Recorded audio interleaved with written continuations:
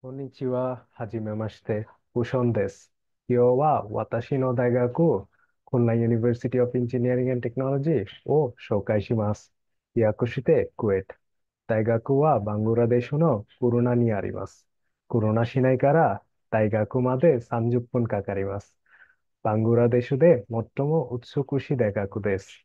このゲートはユニークな構造をしています。これはクウェートのハリウッドと呼ばれています。クウェートのまっすぐ行ってショヒッドミナーがあります。広い中央フィールド、ショヒッドミナー隣があります。中央フィールド右に美しい講堂があります。左に食堂があります。食堂食べ物が美味しいです。解放戦争を描いた大きな像があります。ポッ、ポッドプク、綺麗なポッドプク像、隣があります。ポッドプクの景色がとても綺麗です。どうぞよろしくお願いします。